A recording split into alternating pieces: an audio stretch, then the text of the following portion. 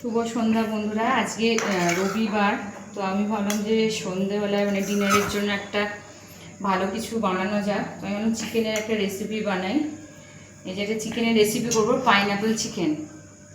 এখানে ক্যাপসিকাম রয়েছে, কেটে রেখেছি আগে থেকে। এটা পাইনাপেল। এই দেখো, এখানে আমি চিকেনটাকে ম্যারিনেট করে নিয়েছি। চিকেন আছে, আর এর মধ্যে একটু গোলমরিচ, একটু আদাটাকে একটু ঘষে গ্রেট করে দিয়ে দিয়েছি, নুন, ব্যাস। এই সমস্ত অ্যারারুট, ডিম, এগুলো দিয়ে আমি কিছুক্ষণ আধ ঘন্টা মতন রেখে দিয়েছিলাম। ঠিক আছে, ম্যারিনেশনটা হয়ে গেছে। আচ্ছা, আমি তো প্রথমে বললাম পাইনাপেল আর ক্যাপসিকাম কাটা আছে। এবার এটা সস, এটার জন্য যেটা লাগবে মেনলি হলো সস। এর মধ্যে চিলি সস একটু দিয়েছি, সামান্য টমেটো সস, আর দিয়েছি সোয়া সস দিয়ে এটা ব্যাটারটা আমি এই যে এটা গ্রেভিটার যে সসটা সেটা বানিয়ে নিয়েছি। এখানে দিয়ে দিয়েছি আমি চিলি সস, টমেটো সস, আর দিচ্ছি সোয়া সস, আর দিয়েছি 1 চামচ মতন অ্যারারুট দেওয়া আছে, যাতে যে গ্রেভিটা যাতে একটু ভালোভাবে হয়, থিকনেসটা একটু ভালো আসে সেই জন্য। চিকেনটা তো ম্যারিনেশন হয়েই গেছে। আসুন এবার আমি রেসিপিটা শুরু করছি, আপনারা সাথে থাকুন, দেখতে থাকুন।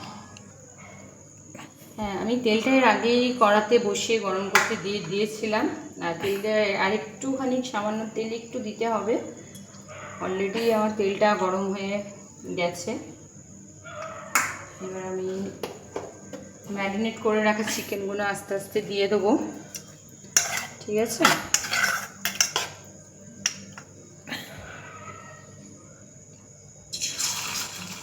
আস্তে আস্তে ছাড়বেন, তো তেল ছেটকাবে। আমি এমনিতে খুব একটা বেশি রান্না করি না, কিন্তু এই যেহেতু আমার আজকে ছুটি, তো সেই জন্য ভাবলাম একটা কিছু বানানো যাক। ছুটিতে থাকলেই আমার মাথায় একটুখানি খাবার দাবারের চিন্তা আসে যে কী বানাবো, কী করবো না করবো, একটু নতুনত্ব। তো ভাবলাম এই সিজনে যেহেতু আনারসটা আমি বলেছিলাম আমার খুব ভালো লাগে খেতে, সেই জন্য ভাবলাম আনারসের এই রেসিপিটা আজকে করি। আনারসের তো চাটনি বা ফ্রুট জ্যাম, জেলি সবগুলো করাই হয়, তো ভালো লাগে যে আনারস দিয়ে চিকেনটা বানাই। আপনারাও এরকম করে বানাবেন, খেয়ে বলবেন আমাকে, না আপনারা বানিয়ে খেয়ে বলবেন আমি আর কী করে এখন এখান থেকে দেবো কেমন। দেখুন আমার ওই পকোড়াগুলো মোটামুটি ভাজা সবকটাই হয়ে গেছে। ঠিক আছে, এই যে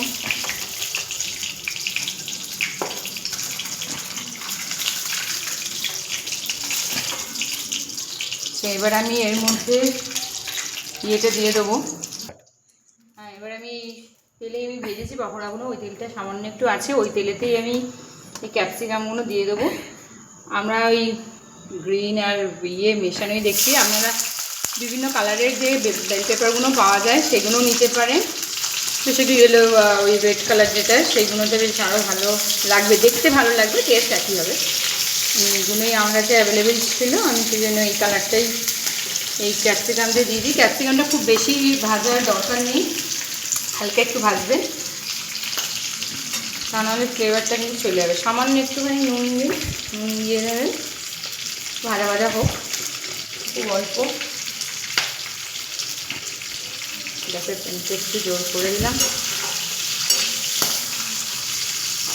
আচ্ছা,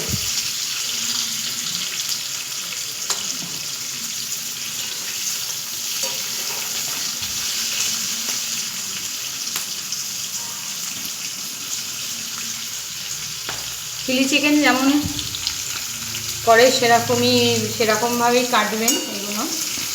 মোটামুটি খুব সরু বা মোটা যেন না হয়ে যায়, মোটামুটি একটা মাঝারি সেটে কাটলেই হবে।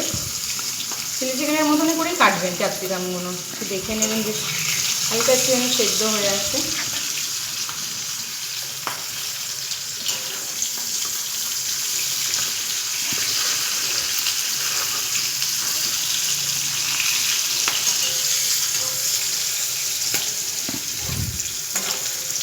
তো ফাটছে,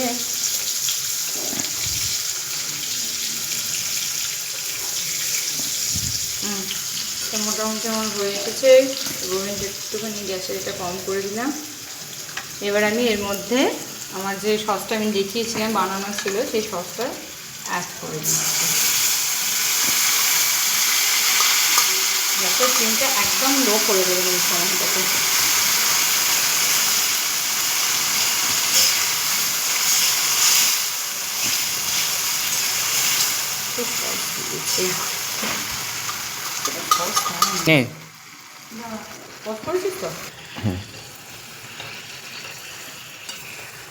দেখুন আমার গ্রেভিটা মোটামুটি রেডি হয়ে এসেছে।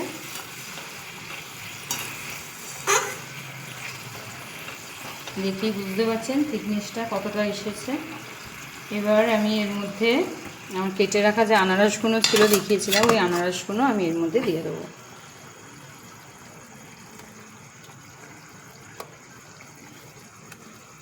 আনারস সামান্য একটু ভাপালেই সেদ্ধ মানে হয়ে যায়, সুতরাং খুব একটা বেশি এটাকে দিয়ে রাখার দরকার নেই।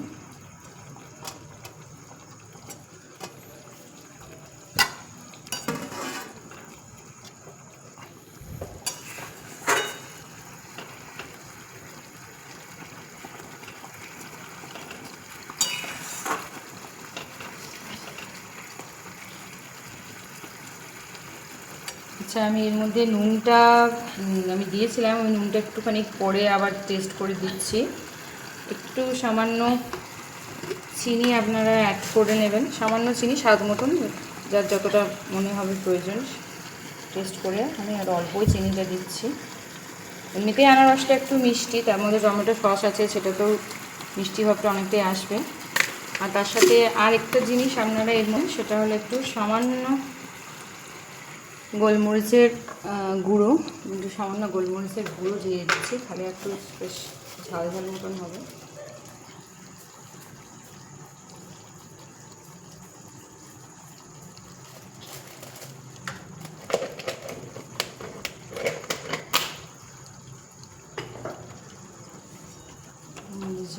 হয়ে গেছে। এবার আমি ওর মধ্যে এই যে পকোড়াগুলো বানিয়ে রেখেছিলাম সেগুলো দিয়ে দিচ্ছি আস্তে।